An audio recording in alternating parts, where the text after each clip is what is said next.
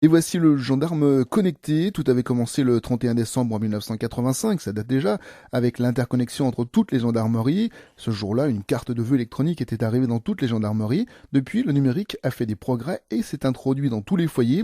Aujourd'hui, 95% des 18-24 ans ont accès à Internet et 56% des Français sont inscrits sur un réseau social. La criminalité a donc elle aussi évolué. Les forces de l'ordre ont désormais affaire à de la cybercriminalité. Au niveau national, 5000 faits ont été relevés en 2016, dont 80% pour escroquerie.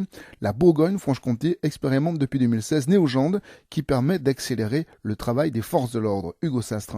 Avec le développement du net, ce sont de nouvelles infractions qui se mettent en place. Le général Kim nous explique lesquelles. 80% ce sont des escroqueries, mais on peut retrouver aussi des choses beaucoup plus graves, comme la pédopornographie. On peut retrouver de la propagande avec des images extrêmement violentes de la part de mouvements terroristes internationaux. C'est un certain nombre d'atteintes aussi à la réputation, parce que Internet n'a pas de capacité d'oubli, donc on peut être victime des atteintes à sa cyber-réputation. Mais le numérique n'a pas que des désavantages, le système Néogende permet de faciliter les contrôles d'identité. Nous disposons d'un système qui s'appelle Néogende. C'est la capacité de chaque gendarme, au travers de son smartphone ou d'une tablette numérique, d'accéder à de multiples fichiers. Et à l'heure où les terroristes et les délinquants utilisent les voies de circulation, ça nous permet de multiplier par 30 le contrôle aux fichiers. On a des contrôles d'identité qui sont facilités par une capacité des gendarmes avec le smartphone de lire une bande MRZ qui sont sur les cartes d'identité ou sur les passeports et de cocher quelques cases et de faire un contrôle multifichier qui, dans le temps, aurait peut-être pris 15 à 20 minutes. Et là, en 2 secondes, nous avons la réponse. Et avoir la réponse est également facilité grâce aux réseaux sociaux. Nous avons une page Facebook Gendarmerie de la Côte d'Or. Il y a 4 pages Facebook pour la région Bourgogne,